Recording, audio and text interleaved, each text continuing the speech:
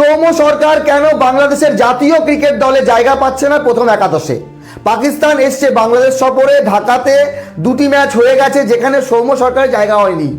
আগামীকাল হলেও হতে পারে, না হলেও নাও হতে পারে, কিন্তু সৌম্য সরকার এখনও বাংলাদেশের যে বর্তমান দল তার মধ্যে অন্যতম সেরা একজন ব্যাটসম্যান সৌম্য সরকার। সৌম্য সরকারের কেরিয়ার হয়তো বেশি বড় হয়নি, আর হবেও না। বাংলাদেশ ক্রিকেট বোর্ড সৌম্য সরকারকে জায়গা মতো খেলাতে পারেনি, তার ফর্মের সুযোগ দিতে পারেনি। সৌম্য সরকার সেই সকল ক্রিকেটারদের মধ্যে যারা অবহেলিত, যারা উপেক্ষিত। সৌম্য সরকার কিচ্ছু আসে যায় না।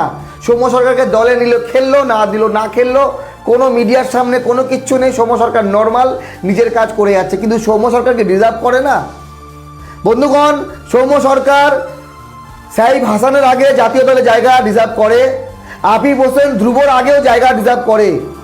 তানজিদ তামিমকে এত পরিমাণে চেষ্টা করা হচ্ছে, তানজিদ তামিমের অ্যাভারেজ 22.4 আর সৌম্য সরকারের 33.4, তাহলে সৌম্য সরকার কেন ওডিআই দলে জায়গা পাচ্ছে না?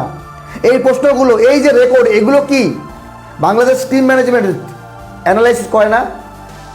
দেখেন, এই মুহূর্তে বাংলাদেশের যত ব্যাটসম্যান আছে যারা পাকিস্তানের এগেনস্টে খেলছে, তার মধ্যে তহিদ হৃদয়ের অ্যাভারেজ সৌম্য সরকার থেকে মাত্র 0.06 বেশি। সৌম্য সরকার 33.40 আর তহিদ হৃদয়ের 34, ব্যাস 19-20 ফারাক। কিন্তু বাকি কোনো ব্যাটসম্যান সৌম্য সরকারের আগে নেই, কিন্তু সৌম্য সরকারের আগে তারা জায়গা পাচ্ছে। 2027 ওডিআই বিশ্বকাপে বাংলাদেশের হয়ে সেরা একজন ওপেনার হতে পারে সৌম্য সরকার, যদি বাংলাদেশ টিম ম্যানেজমেন্ট লাভ নিতে চায় সৌম্য সরকারের। গত সিরিজ, হোম সিরিজে সৌম্য সরকার ওয়েস্ট ইন্ডিজের এগেনস্টে দ্বিতীয় ম্যাচে করেছিল 45 এবং তৃতীয় ম্যাচে 91, প্রথম ম্যাচে 4 রান আউট হয়েছিল। তো যেই ব্যাটসম্যান গত সিরিজে 2 ম্যাচে 45-91 করে, সেই ব্যাটসম্যান আগামী সিরিজে কি করে বসে যায়?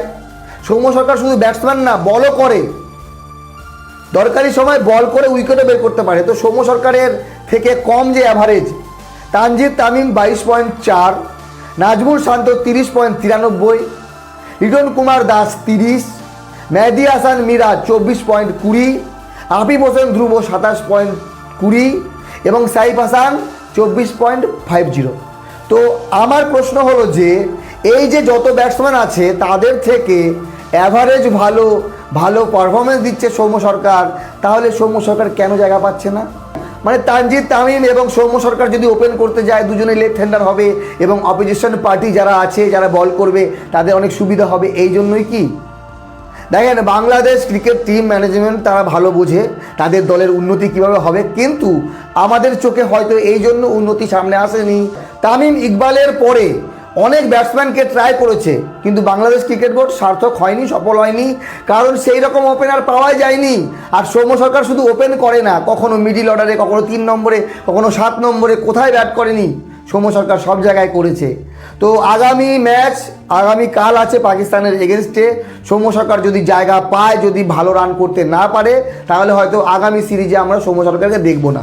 সাইফ হাসান, তানজিদ তামিম ঘরোয়া ম্যাচে, ঘরোয়া ক্রিকেটে ভালো ব্যাটিং করেছে, সেই জন্য হয়তো তাদেরকে দেখা হচ্ছে 2027 বিশ্বকাপে। কিন্তু সৌম্য সরকার কি 2027 অবধি খেলতে পারবে না? আপনাদের মতামত জানাবেন। আমি মনে করি সৌম্য সরকার এখনও ভালো ব্যাটসম্যান, তার যে ফর্ম ছিল এখন আছে কি না আমরা জানি না, কারণ সৌম্য সরকারকে প্রথম 2 ম্যাচে নেওয়াই হয়নি। আমি মনে করেছিলাম যে পাকিস্তানের এগেনস্টে 3টে ম্যাচেই সৌম্য সরকার খেলবে এবং 3টি ম্যাচের ভেতরে যদি একটি ম্যাচও ভালো করতে পারতো, তাহলে সৌম্য সরকারের জায়গা হতে পারতো আগামী পরিকল্পনার জন্য, আগামী 2027 বিশ্বকাপের জন্য। কিন্তু সৌম্য সরকারের ট্যালেন্ট, তার যে যোগ্যতা অবশ্যই আছে, কিন্তু সেই যোগ্যতার মূল্যায়ন হয়তো করতে অসমর্থ বাংলাদেশ ক্রিকেট বোর্ড। সেই জন্য একের পর এক এক্সপেরিমেন্ট। সাইফ হাসান টি20তে ভালো করেছে, তাকে ওয়ানডেতে ঢোকাও, তানজিদ তামিমকে ঢোকাও, আর যারা আগে ওয়ানডেতে ভালো করেছে তাদের জায়গা কীভাবে হবে? কমসে কম আফিফ হোসেন ধ্রুব এবং সাইফ হাসানের মধ্যে যে কোনো একজনের জায়গা ডিজার্ভ করে সৌম্য সরকার। ভালো থাকবেন সবাই, ধন্যবাদ।